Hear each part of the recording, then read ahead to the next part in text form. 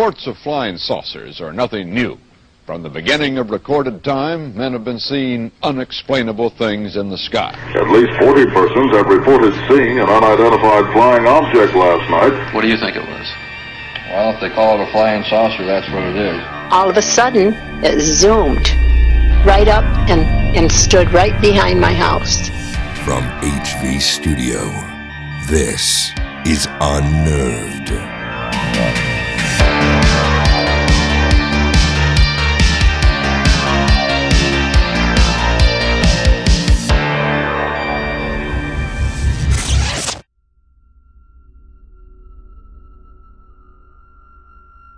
Thank you guys for checking out the Unnerved podcast. It's where normal people share their abnormal stories, and if you enjoy true stories of the strange and terrifying, then you're in the right place.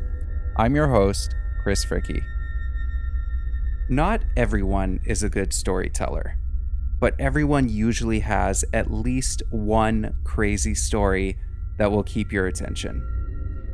And the best stories, in my opinion, are the ones that leave you feeling a little unnerved. Most of these stories from everyday people will only be heard around the campfire by friends and family, but with this podcast, my hope is to broaden their audience by inviting you to join us around the campfire and listen to the ones who lived to tell the tale. When it comes to strange and terrifying stories, there's mainly one person in my life that comes to mind.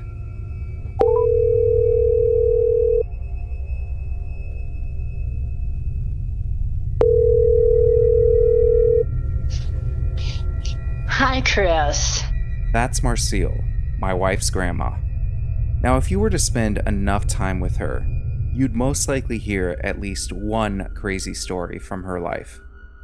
Her memory and attention to detail has always impressed me, and I knew she would be a great person to interview. Are you familiar with what a podcast is? Well, I know that I've heard the word, but no, I'm not. That's fine. So, after explaining what a podcast is and the stories I was looking for, she agreed to tell a story. Now, at first, she wasn't sure which story to tell. I suggested a few topics, and I was surprised with the topic she chose: UFOs. This is her story. In January of 1967, I believe it was either 66 or 67, but it was in January. And I was talking to my mother on the phone. We lived next door to each other. But there was a big bean field, I think it was, between us. I can't remember exactly what was being grown that year, but I was looking out my kitchen window toward my mother's house, and on the other side of my mother's house was our church on the corner. And as we were talking, it was a little after 11 because we had watched a very interesting program on TV about the slums in Chicago. So we were discussing that. And I noticed a lot of lights in a row over the church, just above the church. I don't know.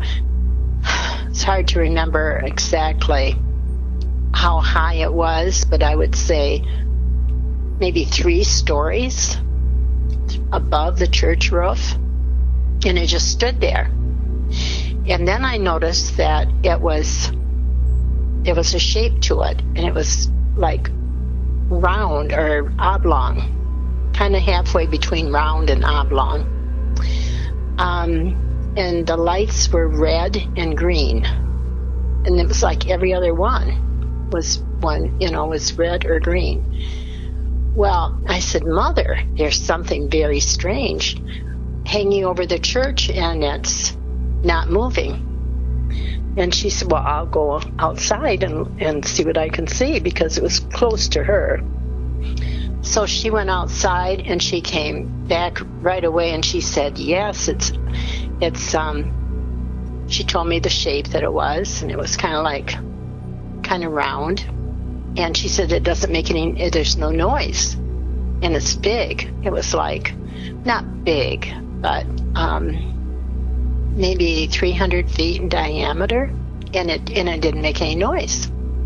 I started to get afraid, kind of, and the children the 3 of them were all in their bedrooms sleeping, of course, because it was nighttime. And my husband was at work, and he worked the second shift, so he was going to be home about 11:45. All of a sudden, as we were on the phone, it zoomed right up and stood right behind my house. There were, large kitchen windows, and I was, I said, Mother, I've got to go. I've got to go in the bedroom. I got to get away from these windows. And not a sound. I mean, just make one sound, and it just stood perfectly still. And I looked at it kind of good, but then I just had a very creepy feeling, of course. I was just really petrified. And then I went in my bedroom, which was away from the kitchen, on the opposite side of the house. And I don't know. I don't think I looked. One time I got up and looked out the boys' bedroom window, and it was still there, but it was like, maybe less than 10 minutes later, I got up and looked one time, and it was still there. So I went back to bed and covered up my head with the bedding, and I just stayed there and didn't get up and look again. And afterwards, the children were so upset that I didn't wake them up and tell them about it so they could see it too.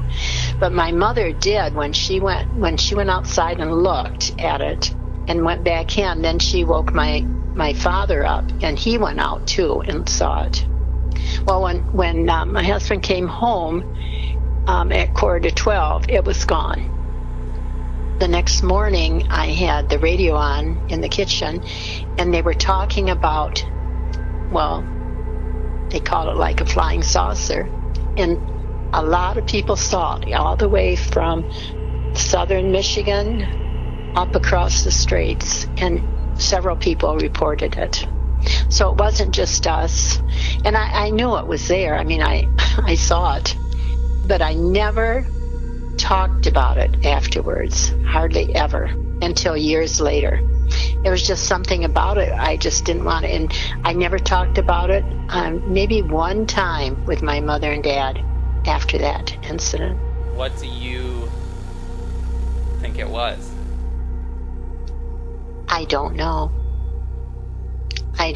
but I'm so glad that it didn't come inside and get me. I don't know. I was so, because I had heard of things like that happening. Needless to say, Grandma's story was more than I expected. We talked about her experience on the phone for a bit longer, and she later confirmed that this encounter happened in 1966, not 67. After the interview, I went online and I started looking into UFO sightings around that time in Michigan. Now, throughout American history, UFO reports are not uncommon, but a large number of reports stood out more than any others. It involved a specific state and a specific year. Michigan, 1966. The same year that Grandma's UFO encounter occurred. As I dug deeper, I was able to get audio from local radio stations that covered this phenomenon. Where 40 persons say a flying saucer landed last night some 15 miles northwest of Ann Arbor.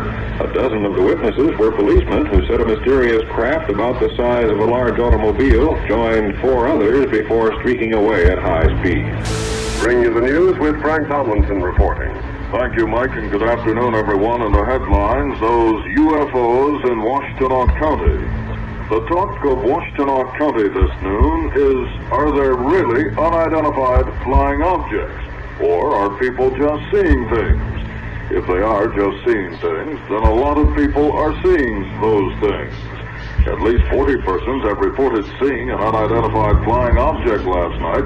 Not only seeing it, but seeing it land in a field on the farm of Frank Manor. 12 of the witnesses were police officers.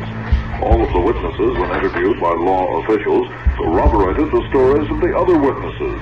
WJR News contacted Washtenaw County Sheriff Douglas Harvey, who had this to say about the UFOs. I have not myself seen it, but the fact remains now we've got too many people, too many trained people that have spotted this thing and give us the same identical description. We had a fellow in here who was from England. He spotted it, him and his wife, up near the Pinckney area, and along with him was an engineer from the University of Michigan. They both spotted it. Last night, about 10 officers spotted the same identical thing. Various farmers and a professor from the University of Michigan spotted it. Everybody gave us the same identical description when interviewed separately. And I'm getting to the point now, how can you tell all these people? They've seen something. We've got no answers yet, Lo. Washtenaw County Sheriff Douglas Harvey.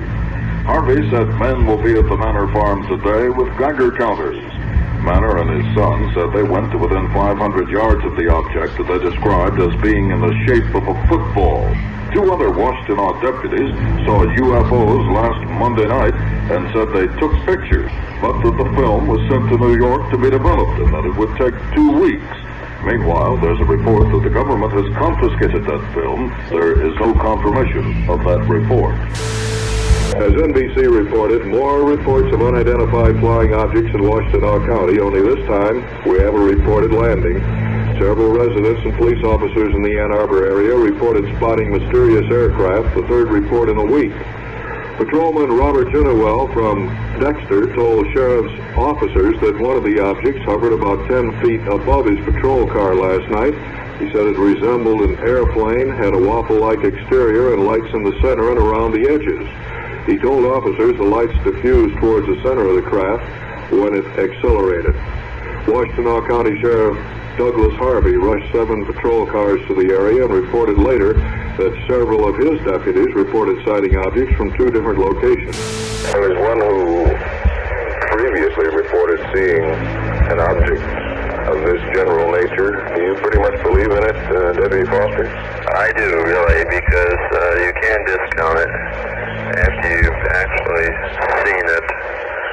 We followed this one object last Monday night for some 2 or 3 hours, and it joined up with 3 other and flew in formation. Hillsdale County Civil Defense Director William Van Horn says he watched an unidentified flying object hover over a marshy section near that city for more than 3 hours last night. He was called to the scene by 87 Hillsdale College co-eds who also watched from the dormitory. There were no sightings last night in Washtenaw County. These reports were just the tip of the iceberg. I sorted through hours of audio and news articles that confirmed one thing. UFOs were clearly active in Michigan during this time. These were honest people who had nothing to gain by sharing what they saw. In fact, less people spoke up because they were afraid of ridicule. What Grandma saw that night was described exactly the same way from countless individuals through the state. The only difference was that Grandma's sighting happened around the Midwest of Michigan in January, but a larger amount of sightings happened in the southeast of Michigan during the month of March. The amount of local press that was covering these sightings couldn't be ignored by mainstream broadcasters. Walter Cronkite from CBS made this special report on May 10th of 1966. Good evening. Reports of flying saucers are nothing new.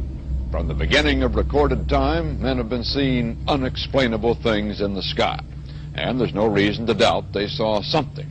The question is, was what they saw really there? And what was it they really saw?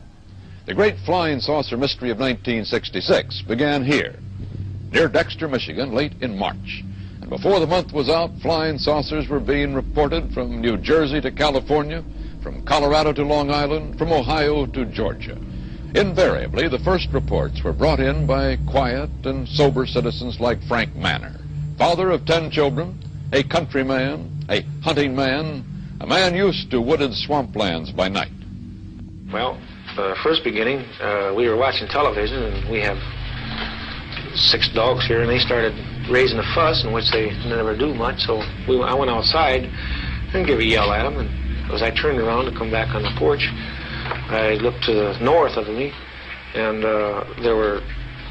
looked like a fallen star. Radar. It was red and kind of coming down, and on about a 45, and so then I watched it, and I was going to see if it landed, and then maybe go down and see what it was. And when it got to the top of the trees, it stopped, and a blue and a white light come on it. And I looked at it, and I thought I was seeing things. Frank Manor's UFO remained over his swamp more than 4 hours. His children saw it, his in-laws saw it, residents of the area saw it, the police saw it. No one photographed it, but Sergeant Newell Schneider of the Sheriff's Office remembered it well enough to draw it. No, it moved very rapidly at any speed, or rather any direction it wanted to go. Why it could change and go to the right or the left or go crossways without hesitating a bit. What do you think it was? Well, if they call it a flying saucer, that's what it is. 40 miles away, another swampland and another UFO sighting. This is Hillsdale, and the girls at Hillsdale College had a night to remember. Well, when I was looking out the window with binoculars, I guess it was about 12, I saw it, and I saw 2 red lights, and I saw what looked to be shaped like a pie. I could just see the front of it, and I just saw the round front, and I could see the lights on either side. And then the red light was sort of casting a glow over the whole thing, so it looked like a round disc. At first, when I'd heard the other girls talk about it, I believed them, yet I couldn't really make myself comprehend it because I hadn't seen it with my own eyes. But then when I saw it, I just was fascinated. I wasn't afraid. I just wanted to stay there and keep my eyes glued to it. I couldn't leave. I know I saw it, but, and I know myself I saw it, but I believe I saw it, but I can't fathom it because it seems so unreal. William Van Horn, Hillsdale's undertaker and civil defense director, also spotted the UFO and was out with his Geiger counter next day, checking a mysterious perfect circle where the UFO had been seen. Van Horn did not find any radioactivity here, but this did not shake his certainty that he had seen a hovering vehicle with 2 lights. Many people asked him why he did not go right up to the UFO in the dark. I'd much rather be a live coward than a dead hero. And with the area of uncertainty that we have here, how do I know but what maybe there's a current, a little electrical charge which is being radiated by one of these vehicles, which would electrocute you if you got within a certain area of it. There was no sound whatsoever. I could not hear a bit of sound. The Air Force sent its chief scientific consultant on UFOs, Professor J. Allen Hynek, to check the Michigan sightings. Dr. Hynek agreed that the good citizens of Michigan had seen something in the marshlands. He thought they had seen marsh gas. I've had many letters pointing out that they, as children on the farm, had many experiences with swamp lights, and that this was obviously the thing that it was, and they couldn't understand why the people in Michigan got so excited over swamp lights. And the illusion of motion frequently is given by the fact that a little bit of swamp light appears here, it goes out, another one appears over here, that goes out, but the illusion as viewed from a distance is that the objects have moved back and forth. And sometimes this gas will gather into a ball and actually float away. In Washington, a private unofficial group known as NICAP, National Investigations Committee on Aerial Phenomena, called a news conference, dismissed the swamp gas theory, and reopened an old argument with the Air Force. NICAP's director, Major Donald E. Kehoe, a retired Marine Corps officer, insisted that the Air Force knew more than it was telling. We are being observed by some type of device which is ahead of us, far ahead of us, and is probably controlled by a highly advanced superior civilization. Now, this is a conclusion which I personally have stated and is shared by some members of our Board of Governors and advisors, not all of them. But it has reached to the point where many people in the Air Force have the same conclusion. In fact, the Air Force at one time had a top secret estimate that these things were interplanetary spaceships. So you will see that this, instead of being a subject for ridicule and a big joke, actually is a serious matter which could affect the lives of all of us. And for the umpteenth time in as many years, the Air Force, called before a congressional committee, said it was hiding nothing. Air Force Secretary Harold Brown. We have not been hiding anything. The investigations have been made public. The explanations of those where there is a clear explanation have been made public. The hearing this morning was public for just that reason. In those cases where for lack of data, for lack of a convincing hypothesis, the sighting has been kept in the unidentified category, we've been perfectly willing to say that too. But if the Air Force had nothing to hide, Frank Manor, the Michigan farmer who had brought in the first report, was caught in the middle. He was mad. Well, you can look at here, look, beer bottles thrown. Look at my windshield. What would you think if somebody was throwing beer bottles at your house, standing out in the middle of the road screaming, you nut, you're fanatic, and all that? What would you think? Are you sorry now that you did tell people what you saw? Yes, I am. I'm sorry because not that it's not the truth, but it's just the idea, the reaction of the people. They think you're a nut. Tell you the truth, that's just what they figure you are. And I'm not going to take it no more. I don't want nobody down in here. I just leave me alone. And if the thing lands right there by that pump, I'd never say a word. And he got out and talked to me. I wouldn't tell nobody. That's just the way I feel. I'm bitter and disgusted in the whole matter. And if people's going to act like that, I hope one lands right in Ann Arbor, right in the middle of Detroit. Now, I understand that there's a lot to unpack here. I debated if I should even go more in depth about the police reports, the Air Force, Project Blue Book, and even Gerald R. Ford's involvement. But then I realized that I would probably end up with a podcast just dedicated to this event from 1966. Now, I'm sure we'll touch on UFOs again in the future, but for now, I'm excited to share more unnerving stories in the upcoming episodes. Let me leave you with one last interview that I was able to find. Dr. Alan Hynek was the main scientist sent by the Air Force to investigate these UFO reports. His conclusion was that swamp gas was likely what the people saw. The people reporting these sightings were furious and did not accept this for an explanation. 11 years later, in 1977, a radio host named J.P. McCarthy interviewed Dr. Hynek on his current opinions on UFOs and who was really behind the explanation of swamp gas. The Air Force did, or the National Archives did release the files of Project Blue Book, on which I was consultant for a good many years, and that is incorporated in my new book, which is very modestly called the Hynek UFO Report. What I do there is, I think that many of those do make juicy reading. Juicy not in the usual newsstand sense, but juicy in the sense that it shows how the Air Force really bungled many of the cases and did a very real job of keeping cases from the public. Why? Why would they do that?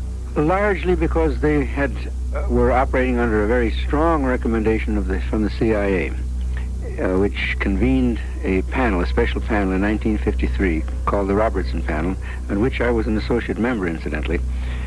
The CIA was not frightened of UFOs, they were frightened of UFO reports. They were afraid that the public might panic, and at that time particularly, they were terribly concerned about subversive elements in the country. And they thought that these subversive elements, the communists, might use the whole UFO phenomenon, the UFO clubs and the UFO organizations as fronts for subversive activities. And so they strongly recommended that the Air Force do everything it could to debunk the situation.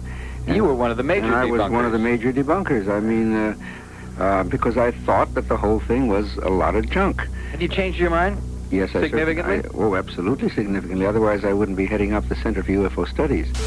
UFO sightings in the Ann Arbor area, also in Dexter, and as I recall, Hillsdale. Mm-hmm. And you came in. You were a great debunker in those days. You headed the investigation team for the Air Force. Am I right? Coming in to have a look. I was their consultant. Well, I headed the investigation, that immediate one. Yes. Yeah. Well, that's what I meant. And you determined it was marsh gas. How did you make that determination? Oh boy. Well, the point is that at the press conference, which they tell me was the largest in the history of the Detroit Press Club at that time, I had said, and I have it on record, that if we limited our attention to the faint lights that the girls at Hillsdale had seen in the swampy area, the Arboretum, that those could be explained as swamp gas. But what happened is that the reporters apparently needed a buzzword, and swamp gas was it. And as soon as I mentioned that, they underlined it in their press release and dashed off to the telephones, and I couldn't say, hold on, boys, that's not the whole story.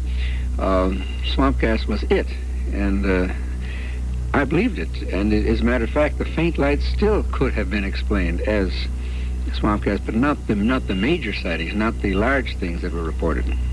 Okay. Did the Air Force ever tell you, look, Dr. Hynek, we don't want to cause any panic. Explain this away as natural phenomena? Well, did they say that to you? Either directly or by insinuation? By insinuation, yes, but not directly. They never gave me any specific orders, but it was quite clear that they wanted me to do the best I could to explain it as a natural thing. Yeah. And I tried. Now, the humanoids, these creatures that these people say they saw, do they look anything like the creatures as depicted in Close Encounters, the movie? Oh, absolutely. In fact, is that where you got it from? That's where Steve Spielberg got it from. When I became technical advisor to Close Encounters of the Third Kind, at first I was not going to have anything to do with a Hollywood movie because I felt that would really ruin my scientific credibility. But when I discovered that Spielberg had really done his homework very well and was very knowledgeable, he based the appearance of the creatures pretty much on actual UFO reports, yeah. Fascinating. Well, they almost looked like an embryo. Yeah, well, actually, I would tend to describe them more in general as overgrown goblins. Generally large heads, spindly bodies, and I'm not making this up. This is what's reported, you see. Yes. And I'm acting here largely just as a reporter, telling you what people tell me. You were a great disbeliever. I want to talk about that and how much you've changed. If I may, Dr. Hynek, in a minute here. Next on Unnerved. I could see something that was tall and lanky, and it was kind of grabbing one tree, hopping around it, grabbing another one, just kind of like a do-si-do kind of. This thing stopped moving, looked straight at us, and started running towards us. Share your story by writing the Unnerved Podcast at gmail.com. Follow us on social media at Unnerved Podcast. Thanks for listening.